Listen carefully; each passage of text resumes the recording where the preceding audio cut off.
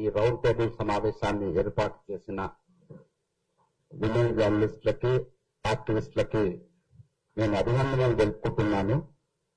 ఎందుకంటే ఇవాళ ఈ రౌండ్ టేబుల్ సమావేశం నిర్వహించడం అనేది జర్నలిస్టుల పైనో మీడియా సంస్థల పైనో లేక మహిళా యాక్టివిస్టుల పైనో సామాజిక కార్యకర్తలకు సంబంధించినటువంటి సమస్య మాత్రమే కాదు.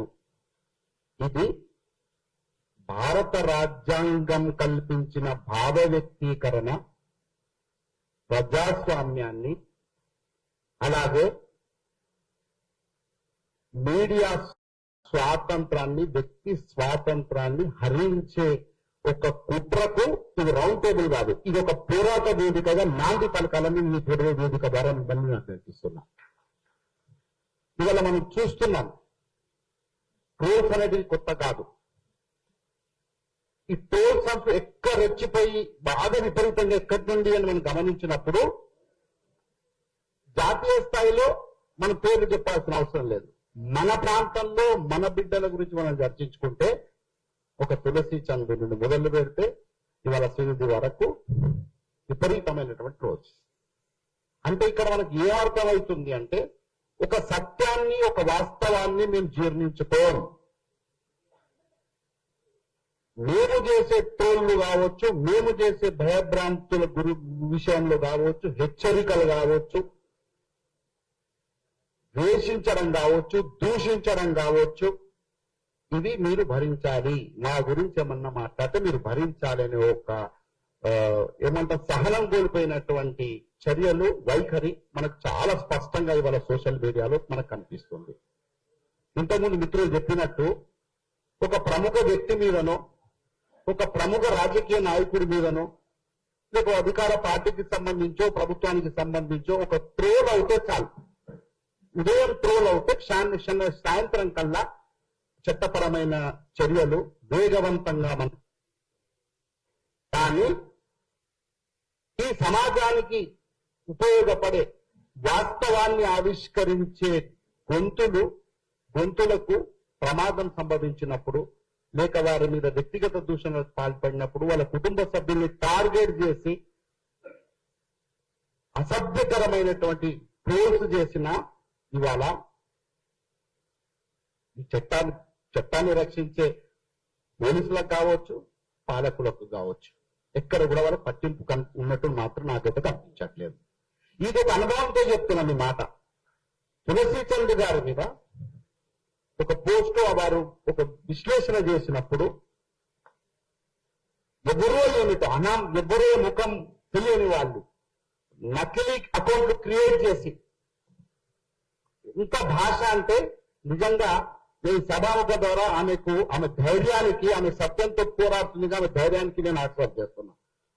ఒక మహిళ అని చూడకుండా, ఒక కుటుంబం అని చూడకుండా అంత టార్చర్ చేసిండ్రు, హింసించిండ్రు. కానీ ఆమె ఎక్కడ వెనుకడుగు వేయాల రోజు తట్టుకుంది. మాలాంటి వాళ్ళం వేదిక మీద ఉన్న ఈ కార్యక్రమాన్ని నిర్వహిస్తున్న మా ఆడబిడ్డలు అందరూ ఒక్కటై వెళ్ళి చర్యలు తీసుకోండి అని పోలీసు ఉన్నతాధికారులను ఆశ్రయించడం, మహిళా కమిషన్ ఆశ్రయించడం, ఇలాంటి వాటిని ఆపండి, అది న్యాయం చేయండి. కనీసం ఆ పెట్టిన ట్రోల్స్ తొలగించే చర్యలు లేకుండా పర్వాలేదు, తొలగించే అది చేయండి అంటే కూడా ఎక్కడ కూడా ఫలితము, స్పందన మనకు కనిపించలే. అంటే ఇవన్నీ అంటే వాళ్ళకు రాజ్యాంగం పట్ల గౌరవం లేదు. అందుకే బాబాసాహెబ్ అంబేద్కర్ ఒక మాట అన్నారు. ఏమన్నారు ఆయన? రాజ్యాంగం ఎంత గొప్పదైనా ఆ రాజ్యాంగాన్ని రక్షించేటోడు మంచిగా ఉండాల. ప్రజాస్వామ్యం ఎంత గొప్పదైనా ఆ ప్రజాస్వామ్యాన్ని రక్షించేందుకు ఆ గొంతుకలు అట్టుండాలి అని చెప్పి కూడా అన్నాడు ఆయన. మరి ఎక్కడ ప్రజాస్వామ్యం, ఆ ప్రజాస్వామ్యాన్ని రక్షించడానికి పాపం ఎంత తాపత్రయపడుతున్నారు. ఇవాళ ఇంత అసలు శ్రీనిధి లాంటి యువ జర్నలిస్ట్ ఆమె ఎంత నిజాయితీగా, వాస్తవాలకు దగ్గరగా, ధైర్యంగా ఒక మంచి సంకేతాలు పంపాలి మీడియాతో అనే ఒక రీతిలో, ఆ ధోరణితో ఆమె తన వృత్తి విధి నిర్వహణ నిర్వహిస్తుంటే కూడా ఇవాళ తట్టుకోలేనటువంటి జీర్ణించుకోలేనటువంటి శక్తులు ఉన్నాయంటే ఇది అంతకు మించి ఇక మనం దాని గురించి మాట్లాడలేము. దీనికి మరి పరిష్కారం ఏంటి? ఇలాంటి వాళ్ళని ఎంతకాలం క్షమించుకుంటూ పోదాం అనేది కాదు. నేను మీతో కోరేది, ఒక వాళ్ళు భయాందోళనలు అసత్య ట్రోళ్లతో మిమ్మల్ని ఈ గొంతును నొక్కడానికి ప్రయత్నాలు చేయొచ్చు. వాళ్ళ అసత్యపు విశ్లేషణలో లేక పోస్టులతో పైశాచిక ఆనందం పొందొచ్చు, తాత్కాలిక సంచలనం సృష్టించవచ్చు. కానీ నిజాలు మాట్లాడే గొంతులు మాత్రం ఈ సమాజంలో ఈ ప్రజల్లో శాశ్వతంగా విశ్వాసం పొందుతాయన్న విషయాన్ని మాత్రం మనం మర్చిపోవద్దు. ఖచ్చితంగా అవి శాశ్వతంగా ఉంటాయి ఆ గొంతులు. ఆ గొంతులను ఆదరించే వాళ్ళు కూడా సమాజంలో ఉన్నారు. ప్రజలు కూడా ఏది వాస్తవం ఏది అవాస్తవం, ఎవరు ఏ బుద్ధితో వ్యవహరిస్తున్నారు అనేది కూడా చాలా క్షుణ్ణంగా ప్రజలు గమనిస్తున్నారు, సామాన్య పౌరులు కూడా గమనిస్తున్నారు. కనుక ఆ దిశలో మనం ధైర్యాన్ని కోల్పోకుండా ఒక ఐక్యతగా ఇలాంటి రౌండ్ టేబుల్ సమావేశం నేనైతే అనుకోలేదు ఈ టైంలో ఇంతమంది ఒక సమూహంతో ఒక రౌండ్ టేబుల్ జరుగుతుంది. ఎందుకంటే మామూలుగా ఇది రైట్ టైం రౌండ్ టేబుల్ కాదు, ఏమనుంటే దానిలో మధ్యాహ్నం లోపల రౌండ్ టేబుల్ సమావేశాలు జరుగుతాయి. కానీ ఎంత ఉత్సాహంగా వచ్చారంటే నిజంగా మీ అందరికి కూడా నేను అభినందనలు తెలుపుకుంటున్నాను. ఇదే ఐక్యతతో ఈ ట్రోల్ చేసే వాళ్ళు లేక అసత్యపు ఏదో అబద్ధాలతో ఏదో వాళ్ళ పబ్బం గడపాలని చెప్పి ప్రయత్నించే వాళ్ళు, భయాందోళనకు గురి చేసి గొంతులు నొక్కుతామని భావించే వాళ్ళు, భ్రమపడే వాళ్ళకి మనం ఇలా ఈ ఐక్యతతో ఇలాంటి వేదికలు మరెన్నో మనం చేపట్టి వారికి తగిన రీతిలో గుణపాఠం చెప్పాల్సిన అవసరం ఉంది.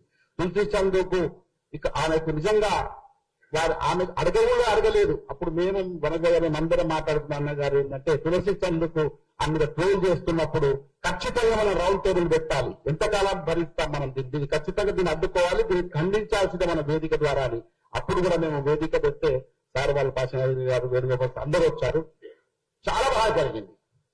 ఆ వేదిక తర్వాత నేను చూశాను అక్కడికి వెళ్ళి వేరే హెచ్చరికల మీద ఒక్క నోరు బయటపడలే. అక్కడికి వచ్చిన వాళ్ళు అంతా ఆ ప్రముఖులు, సమాజంలో గుర్తింపు ఉన్న వాళ్ళు, ఈ రౌండ్ టేబుల్ అప్పట్లో పాల్గొన్న వాళ్ళంతా, ప్రజల్లో విశ్వాసం ఉన్న వాళ్ళంతా.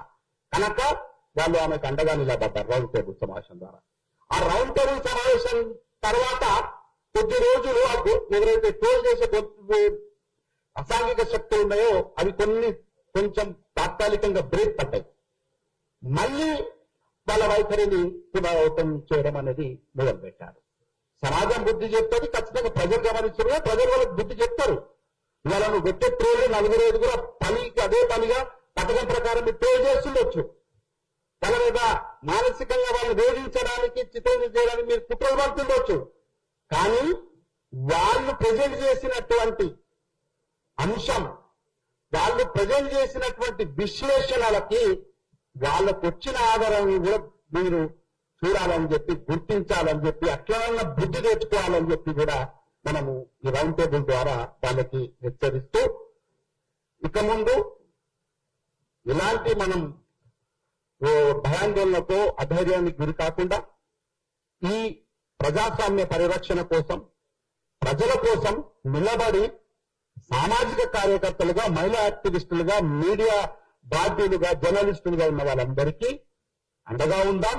ఇదే ఐక్యతతో ముందుకు కొనసాగుదామని మీ అందరినీ నేను కోరుకుంటూ ఇవాళ ఈ కార్యక్రమాన్ని నన్ను ఆహ్వానించినటువంటి మహిళా జర్నలిస్టులకి, మహిళా యాక్టివిస్టులకు కృతజ్ఞతలు తెలుపుకుంటూ సెలవు తీసుకుంటున్నాను. Thank you.